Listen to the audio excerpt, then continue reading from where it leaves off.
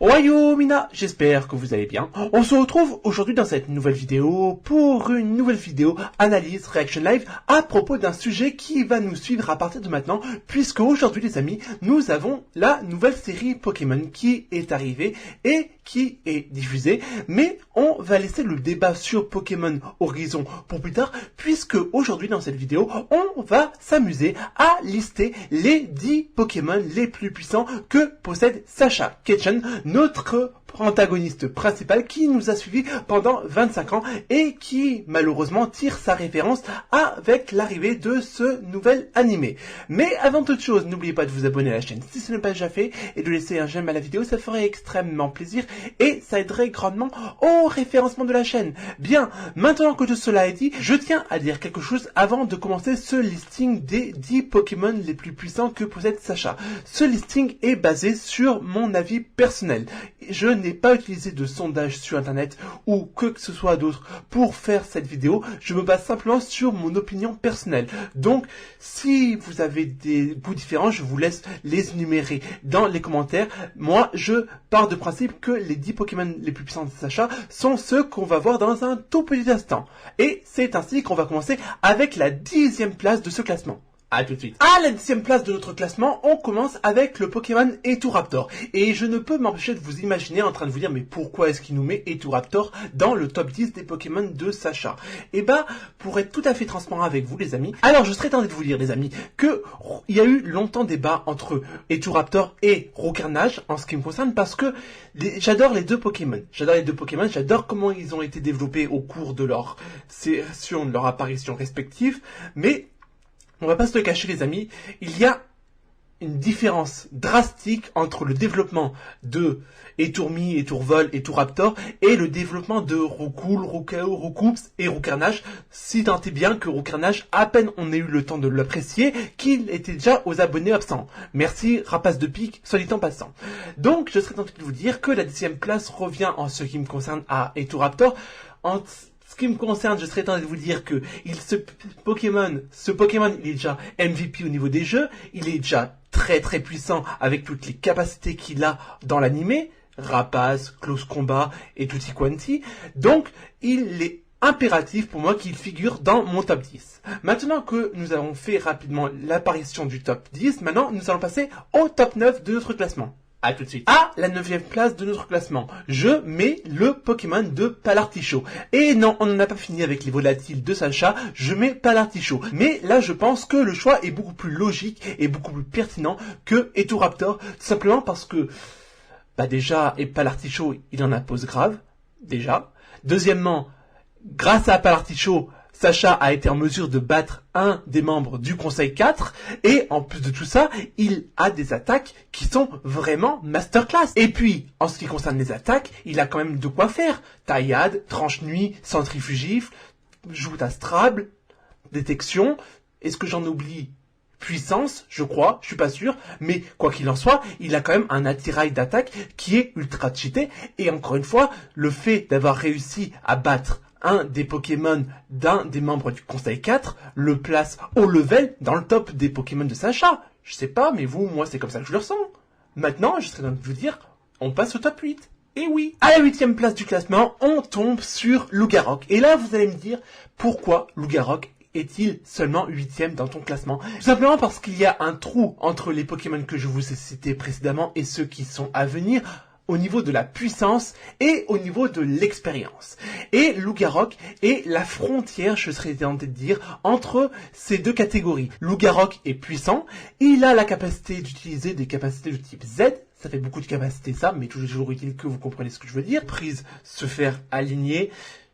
Pour moi, il figure dans le top 10, mais il va pas au-delà du top 8. Il va pas au-delà du top 8, néanmoins, il faut pas le négligé pour autant, c'est un Pokémon ultra puissant et ultra rare, c'est pour dire que Sacha possède. Les deux Pokémon les plus rares que Sacha possède sont Lugarok et Noirfang, qui sont tous les deux soit de forme Shiny, soit de forme diurne pour ce qui est de Lugarok. Et ça, déjà, c'est quelque chose d'ultra impressionnant. Après, au niveau de la puissance, je pense que les Pokémon qui vont suivre vont vous convaincre que Lugarok est à la bonne place au niveau de mon classement. C'est pour ça qu'on enchaîne avec le top 7 de notre classement. À la 7e place de notre classement, on a un Pokémon emblématique, iconique de la région d'Hoenn, qui est ni plus ni moins que le Janko de Sacha. Et les amis, je serais tenté de vous dire que le Janko de Sacha a d'office sa place dans le top 10 des Pokémon les plus puissants de Sacha pour la bonne et simple raison que le Janko de Sacha a réussi à terrasser le Darkrai de Tobias en demi-finale de la Ligue de Sinnoh avec Sacha. Et je serais tenté de vous dire que déjà, ça place le Janko déjà très high level. En plus de tout ça, il lui a permis de remporter divers matchs, des compétitions. Rappelons-nous la finale qui l'opposait à Brazegali et Flora, où ils ont fait match nul. Également des combats vraiment très intéressants. Et en plus de tout ça, il faut pas oublier un petit paramètre, c'est que le Janko de Sacha a fait tout ça sans avoir eu à se méga évoluer comme les autres Janko qu'on a vus au cours de la génération XYZ. Voilà. Donc, tous ces éléments font que, de mon point de vue, Janko mérite amplement sa place top 7 au niveau des Pokémon les plus puissants de Sacha. Après, à vous de me dire si le Janko de Sacha est plus puissant que le Janko de Liam. À vous de me le dire dans les commentaires. Moi, de mon point de vue, je pense que le Janko de Sacha est beaucoup plus hypant que le Janko de Liam. Toujours est-il que le Janko de Liam peut se méga évoluer. Ça, on ne peut pas lui enlever. Et maintenant, les amis, on passe au top 6 de notre classement. Et là, on va entrer dans le vif du sujet. À la 6e place de notre classement, on monte d'un cran et on passe avec le Pokémon Ectoplasma.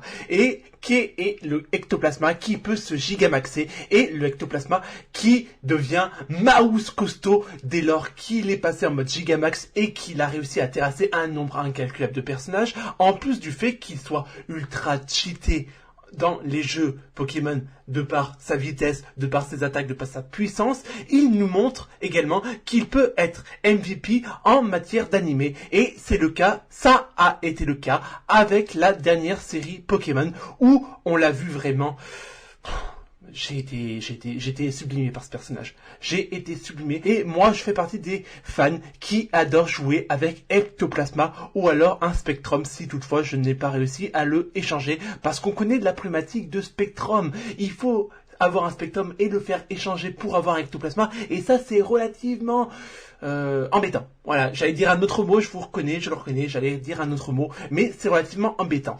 Et mis à part ça, c'est un Pokémon qui en a posé grave avec toutes ses attaques. Balle-ombre, point glace, il a même la capacité point glace, ça veut dire qu'il peut frapper directement des Pokémon de type dragon et leur infliger des dégâts non négligeables.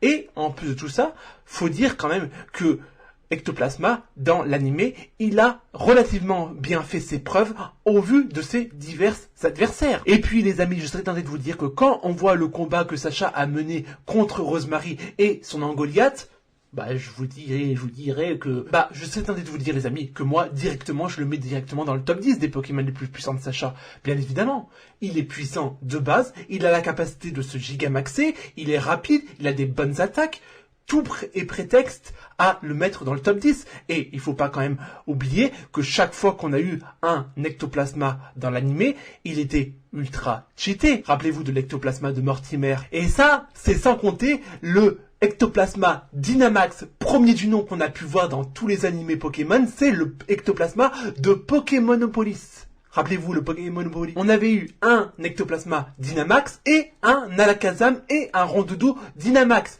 Comme quoi, déjà à l'époque, ils avaient déjà mis en avant les Pokémon géants. Oui, je sais, vous allez me dire, Pikachu, gros gâchou. Oui, mais faut pas confondre une machine et un vrai Pikachu. Voilà. Mais bon, toujours est-il que Ectoplasma est un Pokémon qui figure clairement dans le top 10 de mes Pokémon les plus puissants que je trouve, tout du moins en ce qui me concerne. Et maintenant, on va passer au top 5 de notre classement. Et attention les yeux, là, on remonte encore une fois de plus d'un cran. À la 5e place de notre classement, on a le charismatique Simiabras de Sacha qui nous a montré un excès de puissance avec sa faculté brasier lors des quarts de finale de la Ligue de Sinnoh face à Paul et son Hélicable. Et juste par cette démonstration de puissance incommensurable, il figure parmi les 5 Pokémon les plus puissants que Sacha possède, du moins à mon avis.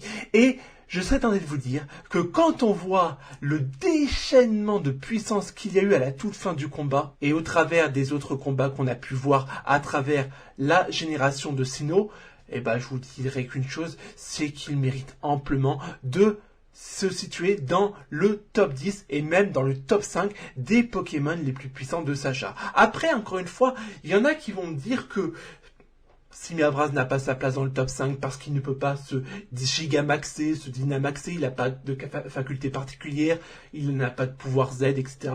On est d'accord, mais c'est comme ça que je le ressens. Moi, j'ai toujours eu une empathie vraiment impériale pour Simiabras. En plus, son histoire, comment elle est tournée, moi ça me touche, et de par son évolution, après je vous invite à mettre en commentaire votre top 5 dans les commentaires, l'histoire que je me fasse une idée pour savoir si je suis dans le bon move ou si je suis à côté de la plaque. Peut-être que certains vont mettre Ronflex dans le top 5 des Pokémon les plus puissants de Sacha. Moi je mets Simiabras et c'est lui qui ouvre la porte du top 5 des Pokémon les plus puissants de Sacha. Cela dit, de par tous ces facteurs que je viens de vous exprimer, il est pour moi inconcevable de ne pas mettre Simiabras en dehors du top 5 des Pokémon les plus puissants de Sacha. Et ça va monter crescendo d'un coup avec notre top 4.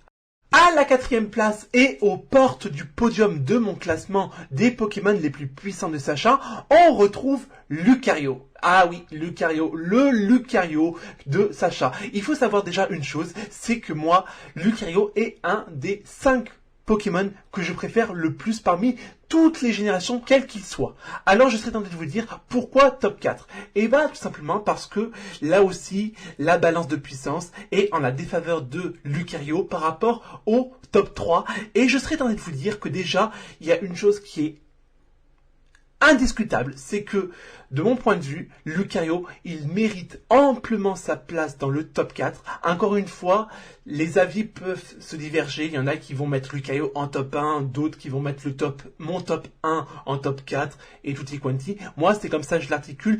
Toujours utile que, de mon point de vue, Lucario, de par sa puissance, de par le fait qu'il puisse utiliser la méga évolution, de par le fait de ce qu'il a pu produire en étant un simple Lucario, et ça, c'est sans parler du fait qu'il ait réussi à envoyer un Roissaire G-Max en étant un simple Lucario sur le Duralégon de Roy, je serais tenté de vous dire. Et sans parler du fait qu'il ait fait un match absolument incroyable face au Méga Karchakroc de Cynthia. Méga Karchakroc, je ne me rappelle plus, c'est Karchakroc ou Méga Karchakroc, je ne me rappelle plus. Je crois qu'il est toujours utile qu'il a amplement sa place dans le top 4. Néanmoins, pour moi, il y a un monde entre Lucario et les 3 Pokémon du podium. Et on va les voir dans un tout petit instant.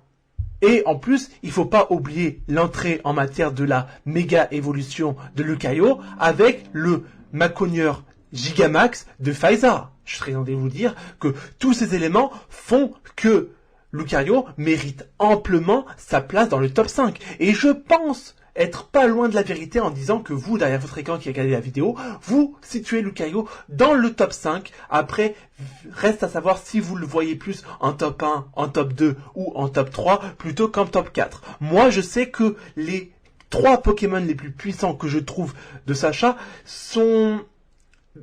Ils en imposent un peu plus que Lucario, ça c'est sûr. Mais après, chacun est libre de son avis. Toujours utile qu'on se retrouve dans un tout petit instant pour le podium de notre classement. À tout de suite. Siégeant à la 3e place du podium, nous avons le charismatique, l'emblématique Amphinobi de Sacha, pouvant se transformer en Sachanobi, en méga Amphinobi, peu importe comment on l'appelle. C'est un Pokémon qui est, pour ainsi dire, le Pokémon eau le plus puissant que possède Sacha et qu'il a jamais possédé dans les générations qu'on a vécues au cours de ces 25 ans de Pokémon. Et je serais tenté de vous dire que quand on voit le line-up de Amphinobi, le Amphinobi, il a réussi à affronter le Gardevoir de Dianthea. Il a réussi à emmener Sacha à la finale de la Ligue de Kalos. Et en plus de tout, c'est pour ça que je mets Lucario en 4e place. C'est que dans la série Pokémon Journée, Pokémon le voyage, peu importe comment on l'appelle, on voit Amphinobi mettre une Awane à Lucario, combien même qu'il n'ait pas atteint le paroxysme de sa puissance à ce moment-là. Et moi, je place Amphinobi parce que déjà, j'adore le character design du personnage, j'adore la puissance que développe le Sachanobi lors de la Ligue de Kalos est vraiment hallucinante. En plus de tout, il réussit à mettre au tapis des Pokémon qui ont un avantage de type. Je fais allusion à Mega Junko. On rappelle quand même que les Pokémon plantes sont en avantage par rapport aux Pokémon eau. Il a réussi quand même à le mettre KO. En plus de tout, il a réussi à créer des surprises hallucinantes. Et en plus de tout, je serais tenté de vous dire que les amis, ça reste Amphinobi. Amphinobi, Sachanobi. Je serais tenté de dire qu'il a créé la hype durant la génération XYZ de Pokémon. Tous ces éléments font que, obligatoirement, il est dans le top 3. Rien à dire. Il est puissant, il est stylé, il a la faculté de s'évoluer ou de monter en puissance à l'image des méga évolutions, des capacités Z, etc. Et en plus de tout ça, il est puissant, il n'y a rien à dire. Voilà. Bon, je vais arrêter de me répéter parce que sinon on va y passer 3 siècles. Toutefois, il fait partie du top 3. Et il a sa place dans le top 3. Mais, comparé aux 2 Pokémon qui siègent en 2e et 1re place, force est de constater qu'il a perdu et qu'il est inférieur. Voilà. Concrètement, je pense que vous savez d'ores et déjà de quel Pokémon je fais allusion. Mais on va arriver à la 2e place du podium. À tout de suite. À la 2e place du podium, on retrouve le légendaire Dracofeu de Sacha. Que dire du Dracofeu de Sacha? Il a réussi à battre des Pokémon légendaires, à faire jeu égal avec des légendaires, Articodin, Entei dans le film. On a également les matchs contre Brandon et ses Régis. On a eu tous un moment de hype sans nom lorsqu'on l'a vu combattre au moment de la conférence argentée, aussi bien avec Régis qu'avec Harrison et son Brazégali. Je pense naturellement à l'attaque finale où, de mon point de vue, Dracofeu méritait de battre Brazégali, mais bon, par un concours de circonstances, il était au tapis. Il a réussi à battre le Tortank de Régis. Et en plus de tout ça, à chaque fois, il y a quand même une dynamique où Dracofeu revient continuellement dans chaque saison de Pokémon, affrontant à chaque fois des adversaires puissants. On a eu également, parlant de Dracolos, le combat entre Dracofeu et le Dracolos qu'on avait eu dans la vallée dracorifique dans la région de Johto. Tout ça. Et en plus de tout ça, il faut pas oublier que Dracofeu égale le Dracofeu d'Alain. On a également le Dracofeu égale le Dracofeu de Tarak. Et voilà, il n'y a rien à dire, c'est Dracofeu, c'est la légende Dracofeu. On peut pas mettre autre part Dracofeu que dans le top 5 au minimum, je dis bien au minimum. C'est pour ça que Dracofeu, pour moi, il est à la 2e place de mon classement. Après, il y en a qui vont mettre Dracofeu en 1re place et je les comprends. Moi, pour être tout à fait franc avec vous, si je devais faire une petite triche, je mettrais Dracofeu ex aequo avec la 1re place. Mais toujours utile que là, ça serait triché. Donc, je mets Dracofeu par acquis de conscience en 2e position, même s'il a facilement la capacité dans mon classement à être top 1. Mais on peut pas tricher, il faut qu'il y ait un number 1. Et on va en parler dans un tout petit instant. À tout de suite pour le numéro 1 des Pokémon de Sacha, et on le connaît tous. Et à la 1re place de notre classement, on a le charismatique, l'emblématique Pikachu de Sacha. Que dire du Pikachu de Sacha? Pikachu a réussi à battre tous les records en matière de puissance. On l'a vu lors de la finale contre Tarak et son Dracofeu. Déjà, c'est un point. Deuxième chose, Pikachu a réussi à battre Tokoriko. Il a réussi à battre le Latias de Tobias à la Ligue de Sinnoh. À chaque fois, c'est à peu près la même dynamique. En plus de tout, il a des attaques ultra cheatées à chaque fois dans les différentes saison et du coup génération. On a eu Boulélec, on a eu Electacle, on a eu Toilélec, on a eu quoi d'autre? On a la charismatique et emblématique Queue de Fer, qui l'a toujours eu à portée de queue, si toutefois on peut dire ça comme ça. Voilà. Mais, en plus de tout, c'est une icône. C'est une icône. Tout le monde connaît Pikachu. Tout le monde connaît Pikachu. Et en plus, il est ultra puissant. À chaque fois que Pikachu combat, c'est limite victoire assurée. Limite. Et en plus de tout ça, le Pikachu, il peut utiliser des capacités de type Z.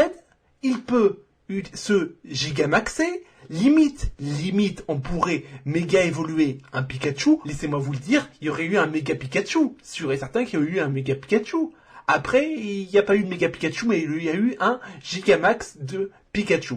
Moi, je préfère le Gigamax. Et encore une fois, Gigamax Pikachu nous a été teasé il y a de cela très longtemps. Rendez-vous compte, le premier Pikachu dans sa forme plus ou moins gigamaxée, c'était en 1997 qui nous a été teasé dans l'épisode Pokémon, l'île des Pokémon géants. Rappelez-vous, l'épisode 17 de la saison 1. Et concrètement, ça fait un énorme clin d'œil, ça. Mais bon, je serais tenté de dire qu'on est là pour parler de la puissance des Pokémon de Sacha et non pas de leur apparition. Quoi qu'il en soit, Pikachu est au-dessus du game, au même titre que Dracofeu, au même titre qu'Amphinobi, au même titre que Lucario, il est au-dessus du game. Et l'attaque finale qu'il a lancée contre le Dracofeu de Tarak, mais je sais pas moi, certains disent que c'est de l'attaque tonnerre. Ok, de l'attaque tonnerre, pourquoi pas. Moi, je m'accorde à dire que c'était plus un électacle stratosphérique de la mort qui tue qui a terrassé le Dracofeu de Tarak. Limite, comme je l'avais dit à l'époque, on avait affaire à un électacle de la mort du Turfu avec une attaque surchauffe du Dracofeu de Tarak. Mais l'image que reflète le final de ce combat entre le champion des champions et du coup le challenger qui était Sacha montre la puissance qu'avait Pikachu à ce moment-là et place Pikachu au-dessus du game des autres Pokémon que possède Sacha. Après, encore une fois, il y en a qui vont dire que Amphinobi, Lucario, Dracofeu peut-être sont plus forts que Pikachu. Toujours est-il que moi je me base sur le résultat final. C'est Pikachu qui a permis à Sacha de devenir maître Pokémon et de conclure cette longue épopée. Bah voilà, je serais tenté de dire qu'on arrive à la fin de mon classement des 10 meilleurs Pokémon que possède Sacha jusqu'à la fin, jusqu'à la conclusion de son aventure qui aura pris pas moins de 25 années. Et ben les amis, je serais tenté de vous dire que nous arrivons tout doucement à la fin de cette vidéo. Nous, on est amené à se retrouver dans une prochaine vidéo. D'ici là, portez-vous bien et surtout, n'oubliez pas l'essentiel, Jané!